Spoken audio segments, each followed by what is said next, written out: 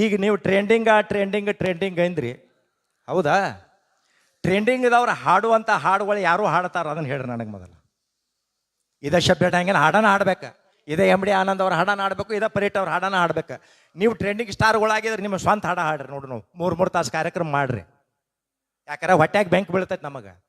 ನಾವು ಯಾವುದೋ ಒಂದು ಕಲ್ಪನೆ ಇಟ್ಕೊಂಡ ಒಂದು ಒಳ್ಳೆ ಉದ್ದೇಶ ಇಟ್ಕೊಂಡ ನಾವೊಂದು ಹಾಡ ಬರ್ದಿದ್ರ ಮನಸ್ಸರ ಹೆಂಗೆ ಬಂತ ಗೆಳತಿ ಅತ್ತೇನು ನಾವು ಬರೆದ್ರ ಯಾವಾಗ ಬರ್ತೀಯ ಗೆಳತಿ ಅಂತೇಳಿ ನೀವು ಬರೆದ್ರ ನಾನು ಹಾಡ ಸತ್ಯನಾಶ ಆಗಿ ಹೋತ.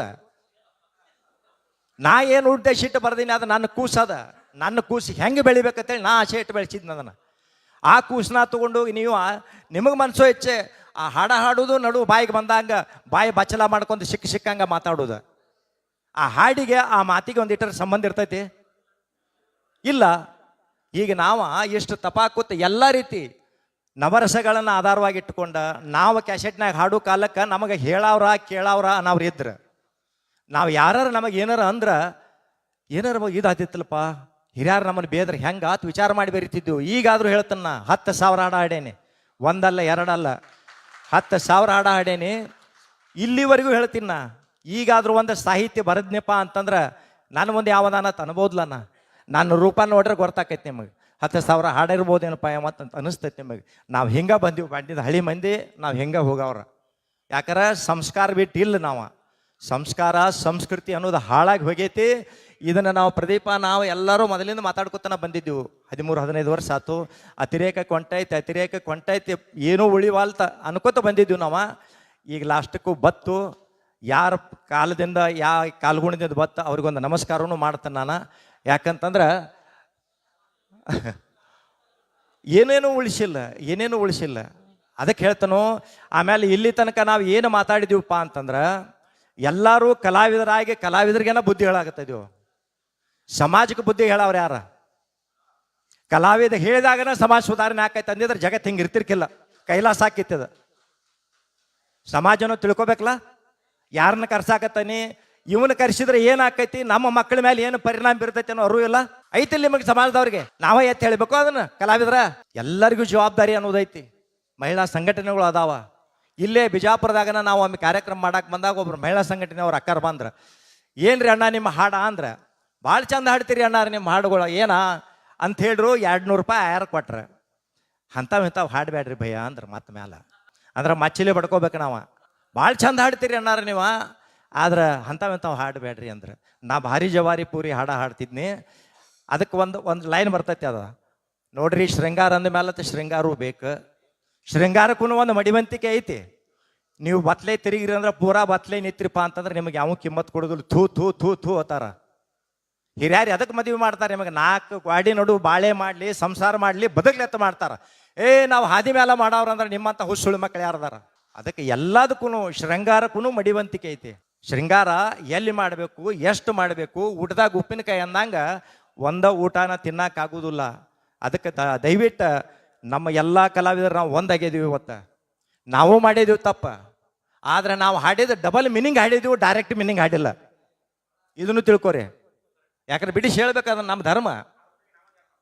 ಈಗೇನು ಬೇಡಗಪ್ಪ, ಈಗ ಟೈಮ್ ಆಗೈತಿ, ಇಲ್ಲಿ ಹೋಗ್ಬೇಕವ್ರ.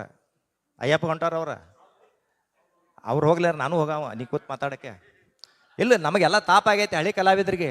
ನಮ್ಮ ಹೆಸರು ಎಲ್ಲ ಕೆಡ್ಸಾಕತ್ತೀರಿ. ಇಷ್ಟು ಮಂದಿ ನೀವು ಹೇಳ್ರಿ, ನಿಮ್ಮ ಎದಿ ಮೇಲೆ ಕೈ ಇಟ್ಕೊಂಡು ಹೇಳ್ರಿ. ಹಾಡ ಎಲ್ಲ ನಮ್ಮ ಹಾಡ್ತೀರಿ, ಎಷ್ಟು ಮಂದಿ ನಮ್ಮ ಹೆಸರು ಹೇಳ್ತೀರಿ ಹೇಳ್ರಿ. ಈ ಹಾಡನ ಇವ್ರು ಹಾಡ್ಯಾರು ಅತ್ ಎಷ್ಟು ಮಂದಿ ಹೇಳ್ತೀರಿ ಹೇಳಿ. ಈಗ ಟ್ರೆಂಡಿಂಗ್ ಅವ್ರನ್ನ ಹಿಡ್ದ ಹೇಳ್ತಾನ. ಈ ಅಲ್ಲ ಮಾತಿಗೆ ಬಂದು ಹೇಳಾಕತ್ತೆ ನಿಮಗೆ. ನಿಮ್ಮ ಕೈ ಎತ್ತಿ ಹೇಳೋದು ಬೇಕಾಗಿಲ್ಲ ನನಗೆ ಗುರ್ತೈತಿ. ಆದ್ರೆ ಏನೈತಿ, ಅದು ಯಾರ್ದೈತಿ, ಏನೈತಿ, ಎಂತೈತಿ ಅದನ್ನು ಹೇಳಬೇಕು. ಆ ಹಾಡಿನ ಭಾವನೆ ಏನೈತಿ ಅದನ್ನು ಹೇಳಬೇಕಲ್ಲ. ಈಗ ಮೊನ್ನೆ ಒಂದು ಕಾರ್ಯಕ್ರಮದಾಗ ಒಬ್ರು ಈಗಿನ ಇವ್ರು ಸಿಕ್ಕರು, ಕಾರ್ಯಕ್ರಮ ಮಾಡಕ್ಕೆ ಹತ್ತಿದ್ವು.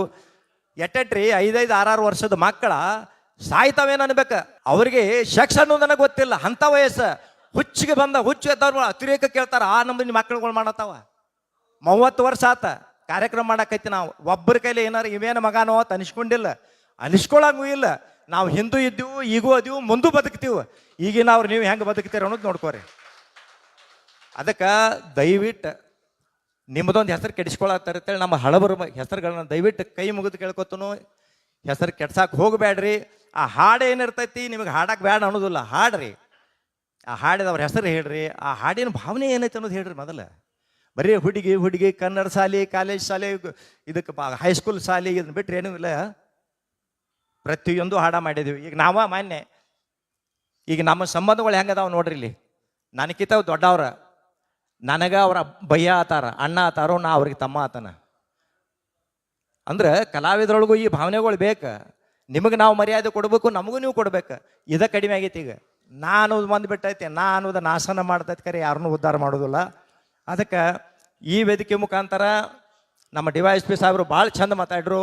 ಯಾಕಂದ್ರೆ ಅವರ ಅಧ್ಯಯನ, ಅವರ ಜ್ಞಾನ, ಅವರು ಒಂದೊಂದು ನುಡಿ ಅಕ್ಷರಶಃ ನಾವು ಎಲ್ಲರೂ ಕಲ್ಕೋಬೇಕು. ಅದಕ್ಕೆ ನಾವು ಕಲಾವಿದರ ಪರವಾಗಿ ಸಮಾಜಕ್ಕೆ ಕಳಕಳಿಯಿಂದ ಬೆಡ್ಕೊತನು, ನೀವು ಸುಧಾರಿಸ್ರಿ. ಜನ ಮರಳು ಜಾತ್ರೆ ಮರಳು ಅಂದಂಗೆ ಮಾಡಕ್ಕೆ ಹೋಗಬೇಡ್ರಿ. ಯಾಕಂದ್ರೆ ಒಬ್ಬ ಕಲಾವಿದ ತಾನ ಬೆಳೆದಿಲ್ಲ. ನೀವು ಮುಂದೆ ಕೂತು ಚಪ್ಪಾಳೆ ಬರದಾಗ, ನೀವು ಆಯಾರ ಕೊಟ್ಟಾಗ, ನೀವು ಹುಚ್ಚದು ಕುಣದಾಗನ ಕಲಾವಿದರು ಬೆಳೆದಿರ್ತಾನ. ಆದ್ರೆ ಅವ ಮಾಡಾಕತ್ತಿದ್ದು ಏನೈತಿ ಅನ್ನೋದು ನೀವು ನೋಡ್ರಿ. ಯಾಕಂದ್ರೆ ನಿಮ್ಮ ಮನೆಯವ್ರವರು ಅವ್ರಿಗೆ ಬಂದಿರ್ತಾರೆ ಕಾರ್ಯಕ್ರಮ ನೋಡ್ರಾಕ. ದಯವಿಟ್ಟು ಸಮಾಜಕ್ಕೆ ಇದೊಂದು ಕಳಕಳಿ ವಿನಂತಿ ಐತಿ. ಈಗ ಅದಾನೆ ಇಲ್ಲಿ ಪುಂಡ್ಲಿಕ್ ಅದಾನ ನಮ್ಮ ಹನುಮಂತ ಲಮಾನಿ, ಬೇರೆ ಹಾಡ ಆಡುವುದಲ್ಲ ಅವ, ತತ್ವದ ಸಂದೇಶ ಇದ್ರೆ ಅಷ್ಟ ಹಾಡ್ತಾನ. ಆತ್ಮಸಾಕ್ಷಿ ಅನ್ನೋದೊಂದು ಐತಿ, ಅದು ಸಾಯಬಾರ್ದ. ಆತ್ಮಸಾಕ್ಷಿ ಸಾಯ್ತು ನೀವು ಸತ್ತಂಗನ. ಅದಕ್ಕೆ ಈ ಒಂದು ಒಳ್ಳೆಯ ಸಂಘಟನೆ ಐತಿ. ಶಕ್ತಿಕುಮಾರ್ ಮಾಡಿದಾನ, ಎಲ್ಲ ತಂಡ ಮಾಡೈತೆ. ಇದ್ರೊಳಗಿನ ಹೊಸಬ್ರು ಸೇರಿಸ್ಕೊಡ್ರಿ. ಕಲಾವಿದರು ನಿಮ್ಮ ಮನಸ್ತಾಪಗಳನ್ನು ದೂರ ಮಾಡ್ಕೋರಿ. ಮುಂದಾಗಿ ನಿಂತು ಯಾರ್ಯಾರು ನೀವು ಮಾಡೋರು ಇರ್ತೀರಿ ಎಲ್ಲರಿಗೂ ನಾವು ಬೆನ್ನೆಲುವಾಗಿ ನಿಲ್ತೀವಿ. ನೀವೆಲ್ಲಿ ಬೆಂಗಳೂರಲ್ರಿ, ದಿಲ್ಲಿಗೆ ಅಲ್ರಿ, ನೀವು ಎಲ್ಲಿ ಕರೆದ್ರು ನಾವು ಬರ್ತೀವಿ. ನೀವು ಹೇಳಿದಂಗೆ ಯಾರು ರೊಕ್ಕ ಕೊಡೋದು ಬೇಡ, ನಾವ ಸ್ವಂತ ಖರ್ಚು ಮಾಡಿ ನಾವು ಬರ್ತೀವಿ. ಯಾಕಂದ್ರೆ ನಮ್ಮ ಹೆಸರು ಸೋದಕ್ಕೆ ಅಳಗಾಲಾಗಿ ಹೊಂಟಾವು. ಅದಕ್ಕೆ ಇನ್ನು ಈ ಸಂಘಟನೆ ಮುಖಾಂತರ ಒಳ್ಳೆ ಸಂದೇಶಗಳು ಹೋಗ್ಯಾವ. ನಾನು ಏನಾದರೂ ಶಿಟ್ಟಿಗೆ ಅದು ಯಾರಿಗಾರ ಮಾತಾಡಿದ್ನಪ್ಪ ಅಂದ್ರೆ ದಯವಿಟ್ಟು ನನಗೆ ಕ್ಷಮಿಸ್ರಿ ಅಂಥೇಳಿ ಕೇಳ್ಕೊತ, ಈ ಒಳ್ಳೆ ಕಾರ್ಯ ನಡೆದದ. ಅಪ್ಪನ ಈ ಶರಣರ ನಾಡಿನೊಳಗೆ ಒಳ್ಳೆಯ ಕೆಲಸ ಆಗ್ಯದ, ನಡೆದದ.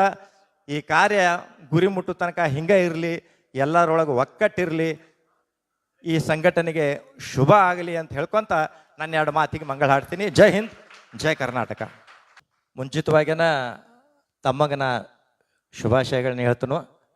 ಇನ್ನೊಂದು ಮಾತು ಏನು ಹೇಳಬೇಕಾಗಿತ್ತಂದ್ರೆ ಮರಕ್ನ ಮುರುಕು ಬಂದೈತೆ. 62 ಗಾಡಿ ಅದ. ನಾವು ಹಾಡಿದ್ದ ಅಂದ್ರೆ ನಾವು ಕಲಾವಿದರು ಅಷ್ಟ ಮಾತಾಡಕತ್ತ ಇದ್ವಿ. ಇದನ್ನು ಸಮಾಜ ಮಾತಾಡ್ಲಿ ಅಂತ ಯಾಕೆ ಹೇಳಾಕತ್ತಾನಂದ್ರೆ, ಹೋದ ವರ್ಷ ನಾವು ಒಂದು ಅಪ್ಪನ ಹಾಡ ಮಾಡಿದ್ನಿ. ಆ ಹಾಡ ಈಗ ಒಂದು ವರ್ಷದ ನಂತರ 5,07,000 ಮಂದಿ ನೋಡ್ಯಾರು. ಅದ ಈಗಿನ ಏನು ಹಾಡಾಕತ್ತಾರ, ಇಂಥ ಶಬ್ದಗಳನ್ನ ಹಾಕೊಂಡು ಹಾಡಾತಾರ, ಅವ ಕೋಟಿಗಟ್ಲೆ ನೋಡತ್ತಾರ, ಮಿಲಿಯನ್ ಗಟ್ಲೆ ನೋಡತ್ತಾರ. ಇದ್ರಾಗ ಕಲಾವಿದರ ತಪ್ಪೋ ಏನು ಸಮಾಜದ ತಪ್ಪೋ, ಸಮಾಜವನ್ನು ಕೂತು ವಿಚಾರ ಮಾಡ್ಬೇಕು. ಯಾಕ ಅಪ್ಪನ ಹಾಡ ಹಾಡ್ಯಾನಪ್ಪ ಅವ ಅದನ್ನ ಮಿಲಿಯನ್ ಗಟ್ಲೆ ನೋಡ್ಬೇಕಾಗಿತ್ತಲ್ಲ. ನೀವು ನೋಡುವಾರಿ ಅಂದ್ರೆ ಕಲಾವಿದರು ನೀವು ಕೆಡ್ಸಾಕತ್ತಾರಿ. ಅದಕ್ಕೆ ನಿಮಗೂ ಜವಾಬ್ದಾರಿ ಐತಿ. ದಯವಿಟ್ಟು ಅದನ್ನು ಮಾಡಬೇಡ್ರಿ. ನಾವು ಹಿಂದೆ ಎಲ್ಲ ರೀತಿ ತಾಯಿ ತಂದೆ ಬಂಧು ಬಳಗ ಹುಡುಗಿ ಹಿಡ್ಕೊಂಡ ಯೋಧರದ ಸಮಸ್ಯೆ ಬಂದಾಗ, ಕಾರ್ಗಿಲ್ ಸಮಸ್ಯೆ ಬಂದಾಗ ಕಾರ್ಗಿಲ್ ಹಾಡನ್ನು ಮಾಡಿದ್ದೀವಿ. ನಮ್ಮ ಆಲ್ಮಟ್ಟಿ ಮುಳುಗಡೆ ಸಮಸ್ಯೆ ಬಂದಾಗ ಅದರದ್ದು ಹಾಡಿದ್ದೀವಿ.